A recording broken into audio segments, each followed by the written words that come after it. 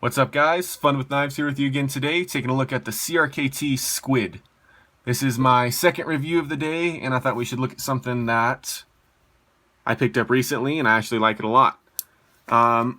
This is a small blade, 5.7 inches overall, 3.4 inches closed, and then 2.1 inch blade length. So, nice small size for EDC carry. But the weight is 3.5 ounces, so that's one of my issues with the knife, because this is small and it is heavy for its size. That's can be attributed to the all steel handle with the frame lock, but we'll get into that. So this is my I call it a secondary blade, but it's really my primary blade. This is the one I pull out first if I have a task to do throughout the day. I usually have a bigger knife and a smaller knife on me, and this has been my smaller knife most of the time. This is very unintimidating. I don't think anybody's going to be really scared of this knife. It opens nice and slow. It's small, it's compact. It's not very tactical looking in any sense. Now, the blade is, as I said, 2.1 inches. It is hollow ground, made out of 8CR13 MOV. So, Chinese produced CRKT knife with a Chinese steel. Makes sense. The steel is fine by me, and it is a drop point with almost a sheep's foot style blade. It's if this point came down a little bit farther, you got a sheep's foot. And honestly, I would have rather had them do that. This drop point leaves this tip very thick and very unusable, very blunt. So there's just no way that you're going to get any sort of penetrating task done with this. Which, I mean, a smaller knife's probably not going to be the best of those anyway. But for those, drag and cut kind of tasks, this isn't the best. But for packaging, boxes, small food prep, zip ties, paracord, all that, this will do just fine. Now the blade is razor sharp and came like that out of the box, which is always nice to see. It is deployed by these ambidextrous thumb studs that I would say are a little bit oversized, which is great.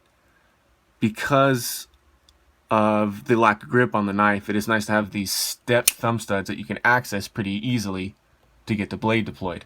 Now, if you're around a lot of people too and you pull this small knife out, you can open it two-handed, which is even more unintimidating, so that's great.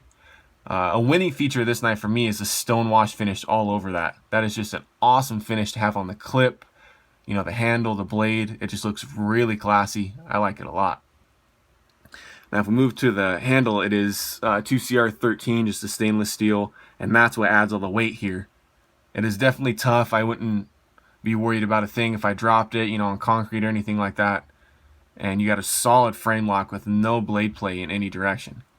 Which is a little bit odd to me for a smaller knife, because frame locks are usually on some tactical folders and stuff like that where you're going to be using some hard use. But, I mean, I'll take a frame lock any day of the week. It's just a really solid piece of steel holding that blade in place, so that's great. The pocket clip is one position, but it's adequately deep carry, and I love the design. Really easy to put back in your pocket, really easy to take out of your pocket. So I like that a lot. There's a little lanyard slot here in the back that I stripped out some paracord, threw there. Helps with the extraction out of the pocket. And then this is a 3-finger grip knife for sure. And your pinky can kind of grab around that paracord to give you a little bit extra grip, whatever way you're gripping the knife. Now, this knife has excelled, as I said, at all these cutting tasks I've been putting it throughout the week and the weeks before. But it just hasn't impressed me like it should. The weight's a little much, and it's really slippery. When I pull this knife out and I give it a good push on the thumb stud to open it, it always wants to fly out of my hand. And that's why I'm going to give this knife a rating of maybe 6.5 out of 10. Now, it's definitely not a bad knife, especially at the price point. I mean, we're talking anywhere from 17 to 20 bucks depending on where you look, and you just can't go wrong with that.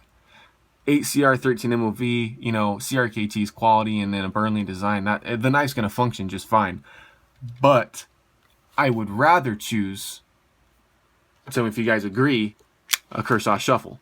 I like these a little bit more. It's a little bit more ergonomic in my hand, more grippy for sure, and as an added bonus, has the multi-tool functions. So I'll have reviews coming up of the Shuffle and my Shuffle 2 soon, but I wanted to show you this knife first because it's definitely in this category of knives where it can't accomplish every task, but it's going to accomplish most of them, and you're going to do it very inconspicuously without getting people's attention that you're carrying a knife. And we knife people know we don't want a whole lot of attention just because we got a pocket knife on us, because some people don't like that fact. But, you know, the winning features of this knife too, I didn't mention, are the jimping here on the back. That's really locks your hand in. The frame lock, the blade centering is just awesome. For this price point, that is just unheard of. That's great blade centering. Then the clip's great. The negatives for me are the weight and the lack of grip throughout the knife. There's just almost no grip on the knife.